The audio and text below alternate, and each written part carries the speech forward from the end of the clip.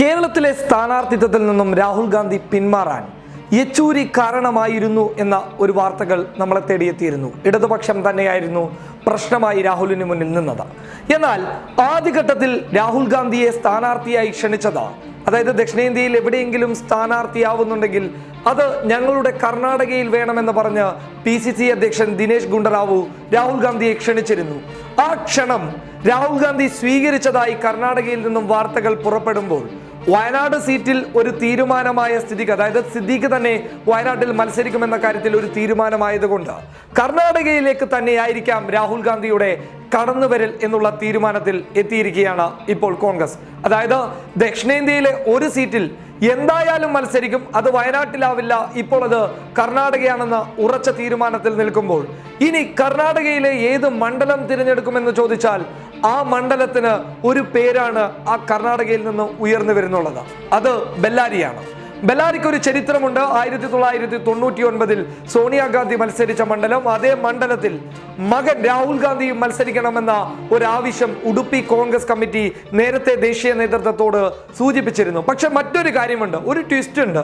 അതായത് നരേന്ദ്രമോദി കർണാടകയിൽ മത്സരിക്കുമെന്ന വാർത്തകൾ വന്നിരുന്നു രാഹുൽ ഗാന്ധി വയനാട്ടിൽ മത്സരിക്കുന്ന സമയത്ത്. എന്നാൽ നരേന്ദ്രമോദി ബംഗളൂരു സൗത്തിൽ മത്സരിക്കുന്നതിൽ നിന്ന് പിന്നോട്ട് പോവുകയും ചെയ്തു. അതിന്റെ കാരണക്കാരൻ DK ശിവകുമാറാണ്.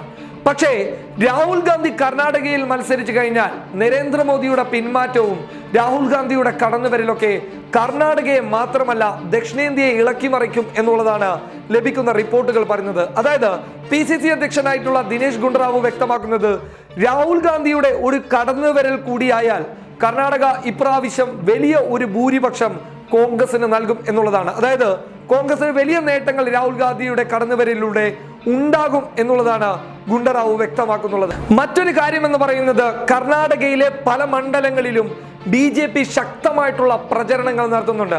ആ പ്രചരണത്തിന്റെ ഭാഗമായി നരേന്ദ്രമോദിയും കൂടി കർണാടകയിലേക്ക് കടന്നു വരുന്നു എന്നറിഞ്ഞപ്പോൾ ആ പ്രചരണം ഒന്ന് കൊഴുക്കുകയുണ്ടായി. അതായത് പല മണ്ഡലങ്ങളിലും BJPയുടെ സ്ഥാനാർത്ഥികൾ വലിയ പ്രചരണങ്ങൾ നടത്തുന്നു, പലയിടങ്ങളിലും വലിയ ഒരു തരംഗം BJPയുടെ സ്ഥാനാർത്ഥികൾ ഉണ്ടാക്കുന്നു എന്നുള്ളതാണ് കർണാടക തരുന്ന ഒരു report.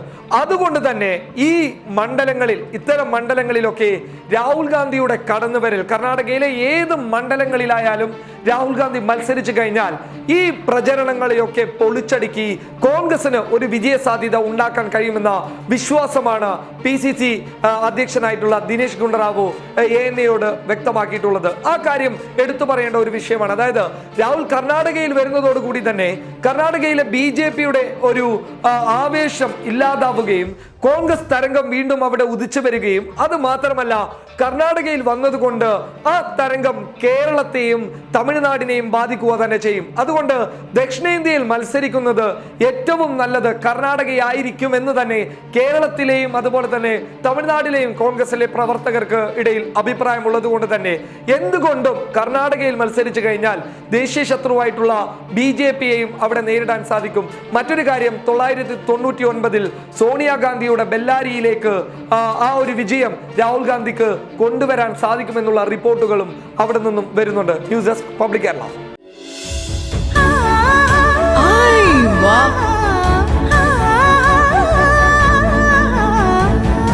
Aiwa silks, Kasaragod, Kanhangad, Mangalore.